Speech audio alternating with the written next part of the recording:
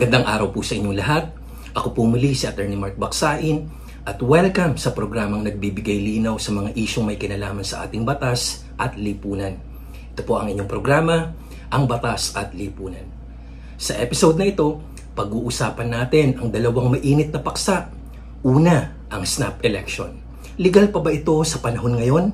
At pangalawa, ang panukalang mag-resign daw lahat ng elected officials mula Pangulo, Vice Presidente, mga senador, kongresista at mga lokal na opisyal. Ang tanong, posible ba ito sa ilalim ng ating batas? Unahin natin ang snap election. Ang snap election ay isang biglaang halalan na ginagawa bago pa matapos ang termino ng mga halal na opisyal, kadalasan ng Pangulo, kapag may krisis sa pamahalaan o pagkawala ng tiwala ng publiko. Tulad noong 1986 nang magpatawag si dating Pangulong Ferdinand Marcos Sr. ng snap election laban kay Cory Aquino. Ito ay ginamit noon para subukang patunayan ang kanyang mandato. Pero naging daan ito sa People Power Revolution na tuluyang nagbago sa ating kasaysayan. Ang tanong, pwede pa ba ang snap election ngayon? Ang sagot ay hindi na po. Wala nang probisyon sa 1987 Constitution na nagpapahintulot ng snap election para sa Pangulo o iba pang national officials. Nakalagay sa ating saligang batas na ang Pangulo ay manunungkulan ng 6 na taon at hindi na maaaring muling mahalal. Ibig sabihin, hindi pwedeng paikliin ang termino ng Pangulo maliban kung siya ay mag-resign, ma-impeach, mawalan ng kakayahan o pumanaw. At kapag nangyari iyon, ang Vice President ang aakyat sa pwesto. Walang snap election na mangyayari. Ngayon naman, pag-usapan natin ang isa pang panukalang lumulutang. Mag-resign daw lahat ng elected officials mula Pangulo hanggang kongresista para magkaroon ng panibagong halalan.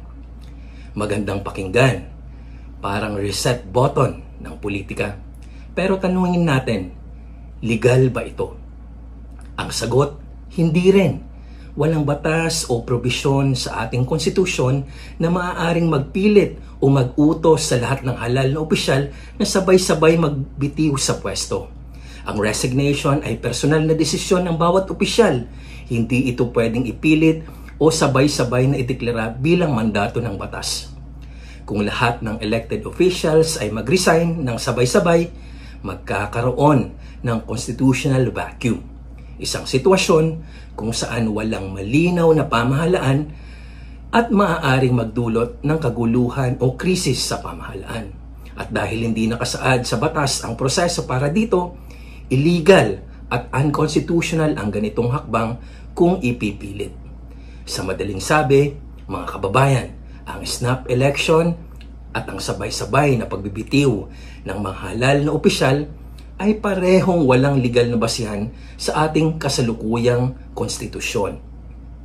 Ang mga ideyang ito ay maaari lamang mangyari kung mababago muna ang saligang batas sa pamamagitan ng charter change, at yan ay isang hiwalay na proseso na dapat dumaan sa Kongreso at sa taong bayan. Mga kababayan, sa demokrasya, may mga pagkakataong gusto nating mapabilis ang tunay na pagbabago. Pero tandaan, ang tunay na pagbabago ay hindi sa biglaang eleksyon o sa bayang pagbibitiw, kundi sa maayos na pagpapatupad ng batas at sa matalinong paggamit ng ating karapatan sa pagboto. Muli, ako po si Attorney Mark Baksain at ito ang programang nagbibigay linaw sa mga isyong legal at panlipunan. Ito po ang Batas at Lipunan, Usapang Batas, Usapang Bayan. Maraming salamat po.